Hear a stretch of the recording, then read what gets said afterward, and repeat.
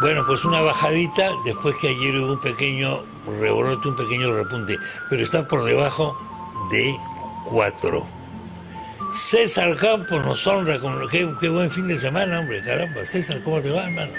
La honra de estar contigo, querido José María. César? Muchísimas gracias por la invitación. ¿Cómo te ha ido? Acá no se puede pestañear porque cada vez hay un cambio político más grande que el día anterior. ¿Cómo analizas lo de Perú Libre con Castillo?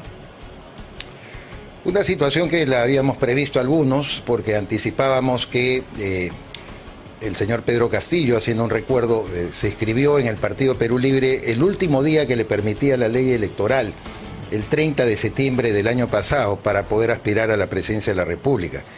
Todos sabemos que el señor Castillo fue convencido por Cerrón ante los graves problemas judiciales que él afrontaba, que ya implican una condena por actos de corrupción, y por lo tanto buscar a este líder magisterial del año 2017 que tuvo tanto éxito, era ante todo encontrar una tabla de salvación al registro de Perú Libre. Recordemos que es un partido regional, era un partido de Junín y nada más, que quería conservar por el imperio de las normas que decían que aquellos partidos que no obtuvieran más del 5% de votación o 5 representantes de distintas regiones en el Parlamento Nacional perderían su inscripción. De tal manera que Pedro Castillo nunca sintió suyo el Partido Perú Libre. Él siente suyo la base magisterial, por eso a los 2 días de su gobierno legitimó al Frente Nacional de Trabajadores en la Educación del Perú, el FENATEP, ¿no es cierto?, que ahora es rival del SUTEP, y desde ahí más bien seguir el mismo proceso que está siguiendo Vladimir Cerrón, acumulación de poder. No hay que olvidar que desde la perspectiva marxista-leninista, más allá de lo que signifique, y lo han dicho claramente los dirigentes de Perú Libre, ¿no es cierto?, gobernar, hay que acumular poder. Exacto. Y creo que ahí está la cosa, ¿no? De la toma del gobierno a la toma del poder. Así es. La toma del gobierno es un paso para tomar el poder que implica ya controles económicos, sociales, etcétera. Totalmente de acuerdo. Bueno, entonces, ahora, ¿cómo va a llegar esto a la presentación del gabinete, César? Porque evidentemente o Castillo busca un entendimiento con otras fuerzas políticas, le hace AP, APP o algo así, los menos anticastillistas, digamos, o hace cambios en el gabinete y saca a los ministros más cuestionados. ¿Será capaz él de hacer una operación de este tipo? Yo creo que la cosa se complica, Chema, ya con lo que hemos conocido el día de ayer, que agrega un elemento más perturbador, sobre todo para darle el voto de confianza al gabinete presidido por Mirta Vázquez, que es el reconocimiento de las relaciones diplomáticas con Venezuela. A mí me parece que esa enorme barbaridad, además de nombrar a otro de los tantos impresentables que este gobierno está exhibiendo. Eso es una cosa increíble. Bueno, lamentablemente yo siempre he resaltado la vieja amistad que tú tienes con el canciller Óscar Maurtua, que proviene desde el colegio. Desde mi colegio, claro. Era un compañero tuyo, y yo por Óscar no voy a ocultar que también no solamente lo conozco muchos años, mucho tiempo, y lo he mirado siempre con un enorme respeto.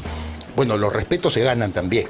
Y yo a mis 63 años no estoy dispuesto como periodista, más allá de las amistades, a condenar esta actitud de nuestro amigo común, Óscar Maurtua de Romaña, de haber bajado la cabeza ante un tema tan trascendental, no solamente para el Perú, sino para la democracia latinoamericana, Che. Eso sí es un cambio, es un giro de política. Porque hasta ahora el activo que tenía justamente Óscar Maurtua, Óscar tenía el activo de precisamente haber resistido, sí, claro, ¿no es cierto?, a base de, además, un procedimiento diplomático aceptable que le cargó las tintas incluso hasta a su vicecanciller Luis Enrique Chávez Basagoitia, cuando él dijo una cosa monda y lironda de que nosotros no tenemos relaciones formales con Venezuela. Nosotros teníamos una relación, no reconocíamos ninguna autoridad, es decir, ni al señor Maduro ni al señor Guaidó. Tablas, totalmente de acuerdo. No estaba inventando nada. No estaba inventando nada, y ahora nombran no solamente a un señor que ha sido rechazado, que primero que no tiene ningún mérito para ser embajador, ni siquiera en Katmandú del Perú, ¿no es cierto? O sea, como el señor Richard Rojas, que está cuestionado por su vinculación con lo dinámico del centro. Entonces, ya no se trata solo del señor Luis Barranzuela, no se trata solamente de Carlos Gallardo, ministro de Educación, sino ahora Óscar Maurtua, que en su trayectoria ha tenido el privilegio de trabajar con un demócrata íntegro como ha sido Fernando Belaúnde Terry, comete este desatino poniendo a la política exterior peruana y a Torre Tagle en una condición verdaderamente pauperizada. Yo levanto mi voz contra eso, porque en realidad, más allá de la amistad y el afecto que uno pueda tener por las personas, creo que Óscar Magurtua está a sus 70 y tantos años desvirtuando su carrera diplomática, que ha sido impecable. Es incomprensible. El activo de él era haber estado muy firme siempre con el tema de Venezuela. Y si se tiene que entregar por causas que uno desconoce y que no tienen para mí ya ninguna justificación. Te repito, nosotros le hemos defendido a Óscar Magurtua y al embajador Chávez Basagoita frente a esta arremetida ridícula de los Bermejo, de los Cerrón, ¿no es cierto?, por el hecho de haber dicho una cosa clarísima, que el Perú no tenía no le daba ningún reconocimiento formal a la dictadura del señor Maduro, que está condenado por la Corte Penal Internacional, investigado con delitos de violación de los derechos humanos en Naciones Unidas, a nivel de la OEA. Es una vergüenza. Entonces, te repito, Chema, mi punto de vista, ya no es el tema solamente Barranzuela, no es el tema Gallardo, yo agrego al canciller, nuestro amigo Óscar Magurtua, como persona perturbable para afinar la democracia en nuestro país. O sea, fíjate, lo que tú acabas de decir, creo que es el primero que lo dice, como comentario de esto, y agrava la situación del gabinete. Por supuesto que la agrava. O sea, a mí me ha parecido gravísimo. Aumenta el problema de por supuesto que sí, de darle voto de aceptación al gabinete en el Congreso tal como está el gabinete. Totalmente. Ese es el problema. Entonces, lo que uno le reducía, ¿no? Porque mira, el cuestionamiento a Gisela Ortiz en el Ministerio de Cultura y todas esas tendencias, la verdad que a mí me parecía ya un plano exagerado. No es defender o no si las condiciones de la señora Ortiz abusivo es efectivamente como para ser ministra de Cultura, pero no es el fin del mundo. ¿Ok? No hay fin del mundo en haber mantenido incluso ya al ministro de Transporte, que tantos antecedentes negativos tiene.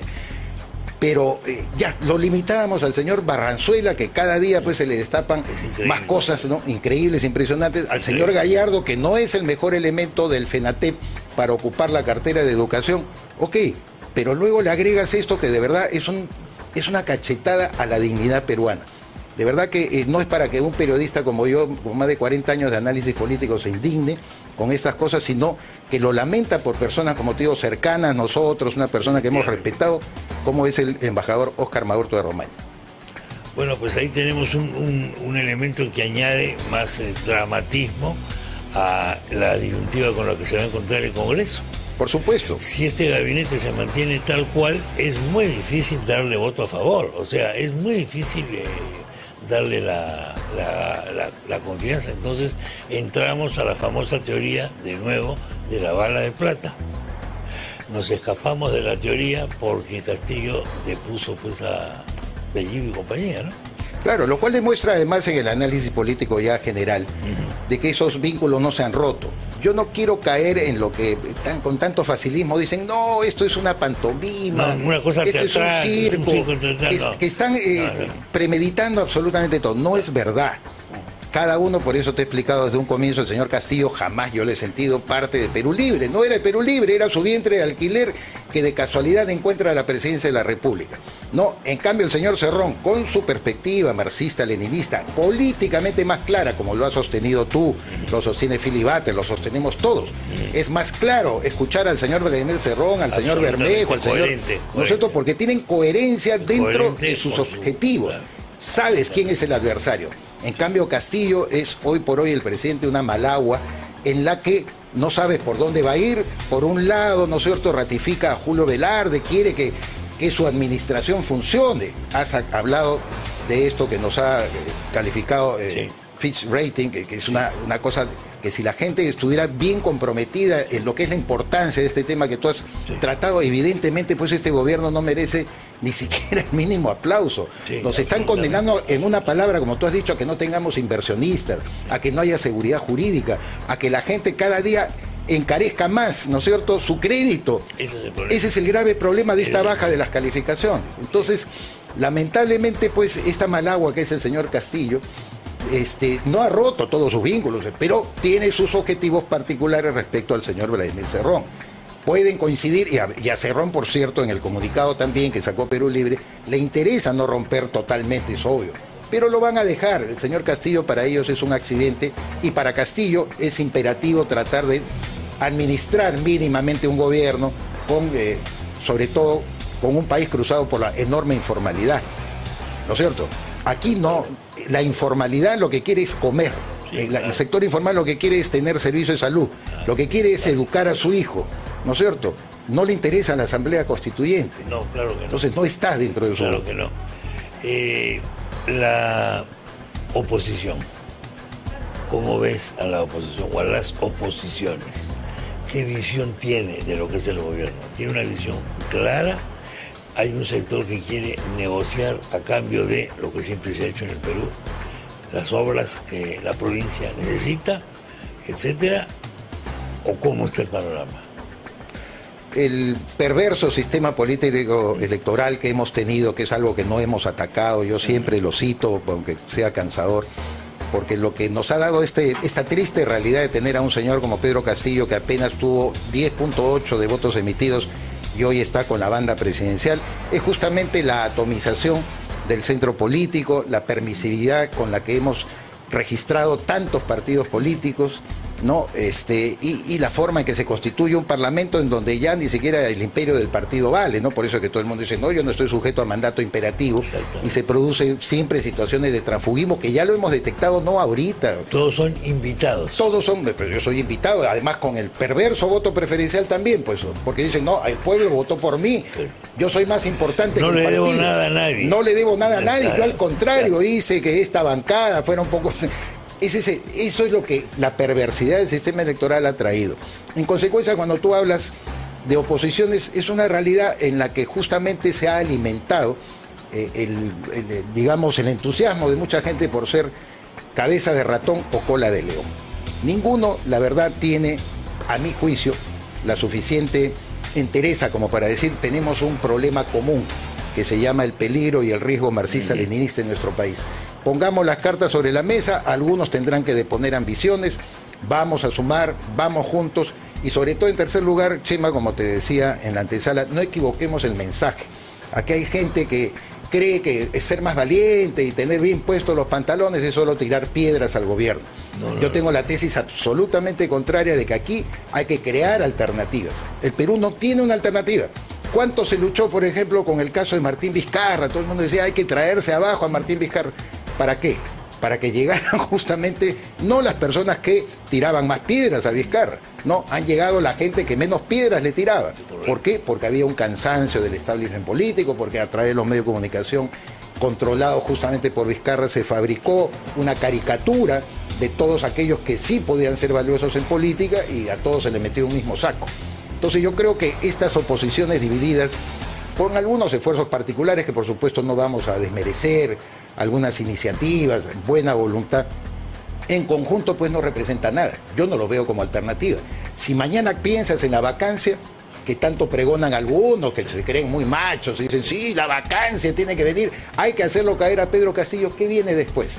¿Qué has construido para que la gente lo mire, lo valore, lo aplaude y diga, sí, acá tengo un líder vale la pena o una porque lideresa? Lo que viene es esto. Exactamente, tengo una lideresa o tengo un líder que vale la pena y lo puedo tener al frente en la gestión del Estado de mi país y sobre todo generarnos bienestar, tranquilidad, la mínima paz que requiere el famoso salto al vacío, ¿no? Y no el salto al vacío. Yo no veo por lo menos esa línea de construcción, ¿no? Ojalá pueda surgir algo, pero como además a esto se agrega la crisis sanitaria, la crisis económica, la crisis social, ya sabemos por la experiencia del propio Partido Nacional Socialista Alemán, que después de perder 4 elecciones, un loco desaforado como Adolfo Hitler, la ganó y se le comenzó a llamar al partido nazi la organización desesperada, o la desesperación organizada, mejor dicho, la desesperación organizada. Aquí la desesperación se organiza también, en el Perú. Hay caldo de cultivo para ello, y por supuesto el señor Pedro Castillo es parte de esa expresión de una desesperación organizada. Cuando comenzó Hitler, ya que he recordado esto, mucha gente dice, no, este es un loquito, hombre, por favor, es totalmente marginal, no representa a nadie, no te preocupes. Un país como Alemania, además de gente culta, de Schiller, de Wagner, jamás de Beethoven, no sé, termina votando por un tipo además con un bigote, con los ojos desorbitados y además militarizado. Somos un país culto, somos Así un país, es. no sé, tenemos a Wagner, tenemos a Bach, tenemos a los siguientes. pero tenías una entraña por ahí que te apareció. La desesperación, pues. La inflación te la hizo aparecer. Así es, el crack del año 29 que se trajo al suelo a tantos gobiernos, no solamente en Europa, sino en América Latina. Acá también tuvo repercusiones. Por supuesto, la caída de Leguía tiene que ver con eso. Esa es una cosa evidente. No hay que ser tan, disculpen la palabra, provinciano o doméstico, como para olvidar de que somos parte del mundo. Así es. Cosa que algunos parecen creer o parecen querer. Hay algún sector de la población al que no le gusta los números, no le gusta la economía. Le gusta más bien este mensaje de Castillo, ¿no? De decir, la economía estaría muy bien si no hubiese un grupo de vampiros que están controlando todo, que están haciendo subir el dólar, que huya no sé qué. Esta narrativa, digamos, se ha impuesto en un sector de la población, César. Es que tiene asidero por culpa de los propios empresarios y parte de la derecha del Perú también, Chema. Hay que decirlo con toda claridad. Yo vengo desde hace más de 10 años y además viendo los primeros frutos, bueno, digamos 15 años, mi columna de Expreso, que tuve la suerte de poder inaugurar gracias a la convocatoria de Lucho García Miró, de que la dinámica económica no tiene piloto automático. No tiene, es decir, cuando yo veo pues amigos míos y columnistas, la economía va por su lado, opinólogos que te dicen, oye, pero hay que ser bruto, no te das cuenta que esto trae beneficio, bienestar, ha producido la reducción de la pobreza, ha generado más oportunidades. Por supuesto que eso desde una perspectiva racional lo puedes comprender, pero así como desde la perspectiva racional lo comprendes, luego vienen las insatisfacciones, vienen los rechazos. Mira lo que estábamos hablando de Chile, ¿no? Chile no era nuestro ejemplo del bienestar, no era nuestro faro latinoamericano de desarrollo, de organización institucional, además una institucionalidad política más avanzada que la de nosotros, donde los líderes de los partidos, antes que poner en manos del Congreso una decisión, hablan entre ellos, y eso está establecido por la ley. Sin embargo, míralo, vamos a tener a un señor Gabriel Boric, de la izquierda, de 35 años, por supuesto un rebelde sin causa, ¿no es cierto?, que no ha querido ni siquiera graduarse de abogado, según él dice, sino inteligente. Yo no estoy diciendo con eso que académicamente... Él presidió la Federación de Estudiantes de la Universidad de Chile, e incluso la tuvo a Camila Vallejo, esta famosa diputada del Partido Comunista, del Partido Comunista, más bien como vicepresidenta. Boric es un personaje que va a ser próximamente presidente de Chile, con lo cual el desequilibrio, además, en América Latina va a aumentar. Totalmente. Si nosotros no nos vamos formando entonces en eso de considerar que aquí no hay pilotos automáticos, que no tenemos ninguna obligación de aplaudir el enriquecimiento de grandes empresarios, sino básicamente decirle al pueblo humilde que la dinámica económica termina también favoreciéndolos a ellos, porque ya no es el empresario que te va a aplastar ni te va a subsumir, sino básicamente tú vas a tener un promedio de oportunidades para poder salir adelante. No, pues, pero acá mientras tengamos colegas, amigos que dicen, oye, no seas bruto, pues, no entiendes de que así no vamos a llegar a ninguna parte. La famosa teoría de por cuerdas separadas. Por cuerdas separadas, ¿te acuerdas? Todo el toledismo, y durante Alan García peor todavía. La cuerda política, la economía va por un lado y la política por otro. Entonces se ponía como ejemplo una época Italia, que en Italia se produce un milagro económico en momentos en que la clase política se sacaban los ojos. Así que no se preocupen, muchachos, en Italia ya ocurrió esto. Después se demostró que tampoco era tan cierto. Pero lo de Chile que tú acabas de poner, a mí me tiene totalmente boquiabierto y por la constituyente, los acuerdos que toma esta asamblea constituyente son increíbles. Bueno. Es la destrucción del Estado chileno, literalmente. ¿Y de dónde surgió ese descontento, no? Eso es lo que hay que examinar, estudiar acá, lamentablemente, por eso digo, al otro lado de la mesa. Ya no nos pasemos la vida tirándole piedras solamente al gobierno de Pedro Castillo, por Dios.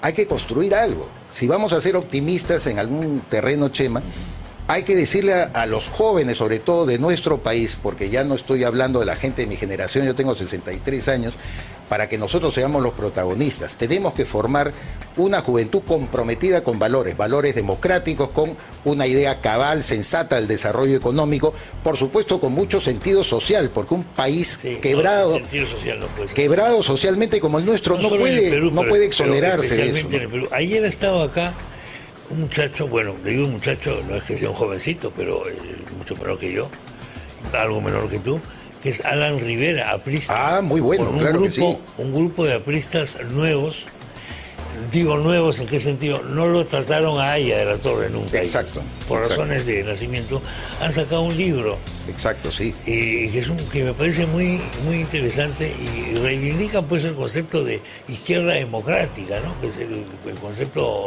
básico de...